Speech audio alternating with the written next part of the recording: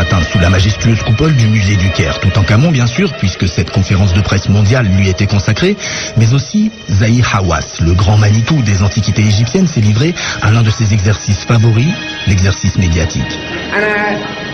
Je suis très heureux aujourd'hui de vous révéler des découvertes archéologiques très importantes, a-t-il commencé, avant de rappeler en arabe puis en anglais ce que l'étude rendue publique hier a déjà dévoilé, que Toutankhamon est mort d'une maladie osseuse combinée au paludisme, que son père serait bel et bien Akhenaton et que l'identité de sa mère, en revanche, demeurait à découvrir. Puis passé les discours, Zahi Hawass est descendu près des cages de verre contenant les momies du père de Toutankhamon, de sa grand-mère et de celle qui serait sa mère, mais dont on ne connaît pas le nom. Philippe Charlier, bonjour. Bonjour. Alors, ce n'est pas vous qui avez étudié les restes de Toutankhamon, décrypté son ADN et analysé son groupe sanguin. C'est le célèbre directeur des antiquités égyptiennes qui publie ses résultats dans la revue de médecine américaine JAMA. Vous auriez pu, Philippe Charlier, parce que vous êtes vous-même médecin des morts, pour reprendre le titre d'un de vos ouvrages, paléopathologiste. Alors, quelle est votre réaction à cette analyse ADN de Toutankhamon? D'abord, c'est un geste politique et scientifique très fort. Zahi Hawass a annoncé ses résultats d'abord en arabe et ensuite en anglais. Et c'est une très bonne chose, je trouve, que l'Égypte se réapproprie, entre guillemets, à la fois son passé archéologique et l'étude, l'exploitation scientifique de tous ces vestiges. Donc ça, c'est vraiment quelque chose d'extrêmement important pour eux et pour nous.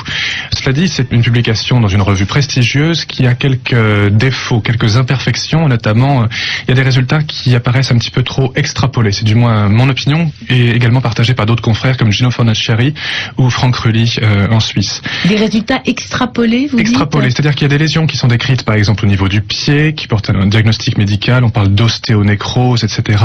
Mais les produits d'embaumement qui ont été déversés sur la momie de Toutankhamon étaient trop chauds manifestement, notamment le bitume, et étaient également en trop grande quantité. Et au niveau des extrémités, on sait que ça peut abîmer les os, la peau, créer des lésions de nécrose post-mortem, et donc ça peut en imposer pour un faux diagnostic. Donc malheureusement, ils ont fait un examen radiographique simplement, ils n'ont pas examiné au microscope, ils n'ont pas fait de microscopie sur ces restes, et c'est fort dommage parce que le diagnostic, il est très superfétatoire. C'est-à-dire, par exemple, quand le directeur des antiquités égyptiennes dit que Toutankhamon avait une maladie génétique osseuse... C'est faux tout simplement. Les pieds sont abîmés, mais on ne sait pas quelle est la cause exacte de ces lésions au niveau du pied.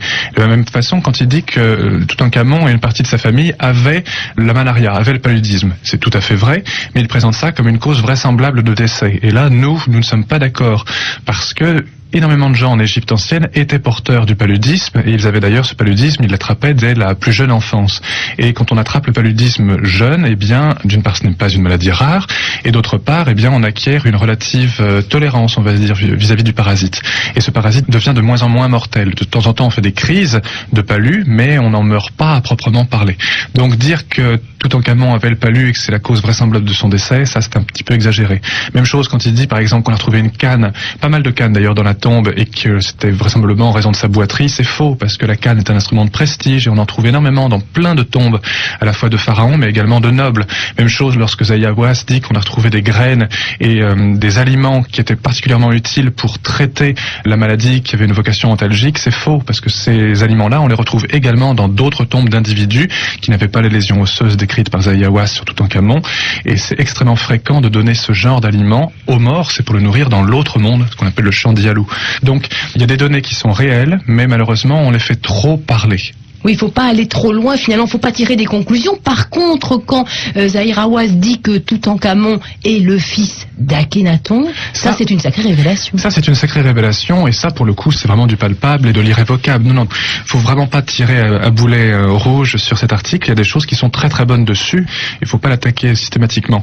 En revanche, il faut quand même pondérer un petit peu l'arbre généalogique qui est proposé par Zahi Hawass, parce qu'on est dans une période et dans une région où il y avait énormément d'endogamie. C'est-à-dire mariage entre... Mariage à l'intérieur du même clan ou de la même famille, tout simplement, et les mariages entre frères et sœurs, voire entre parents et enfants, avec évidemment, génération d'enfants était quelque chose d'extrêmement fréquent à la cour d'Égypte. En Égypte, toujours actuellement, les publications génétiques nous indiquent qu'il y a entre 27 et 37% d'endogamie, actuellement. Vous imaginez bien que ce chiffre était beaucoup plus important dans les cours de pharaons au Nouvel Empire, comme c'était le cas, par exemple, avec Toutankhamon. D'ailleurs, dans l'arbre généalogique proposé par Zahi Hawass, il y a 2 couples endogamiques avec descendance qui sont proposés. Mais vraisemblablement, ça fausse en fait la filiation, et il faut, à mon avis, imaginer un arbre généalogique vraisemblablement différent et certainement plus complexe que celui proposé par Zahi Hawass.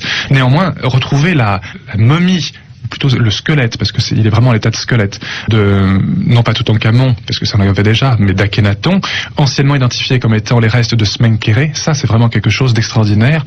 C'est-à-dire que vous, en tant que spécialiste, au fond, vous lisez non pas des conclusions peut-être un petit peu hâtives, mais vous découvrez qu'on sait peut-être quel est le squelette ou la momie d'Akhenaton, et ça c'est vraiment quelque chose qui vous intéresse. Pour moi, c'est extrêmement intéressant d'avoir du palpable, avoir la vie d'un individu, la représentation iconographique d'un individu avec un crâne déformé, avec des hanches entre guillemets voluptueuses ou gynoïdes, on va dire, conformes au canon féminin, même hypertrophiées, et puis le squelette de l'individu où on se rend compte qu'il n'y a pas de corrélation entre le squelette du crâne, par exemple, et les représentations iconographiques d'Akhenaton avec ce crâne complètement partant vers l'arrière, on dit dolicocéphale, etc.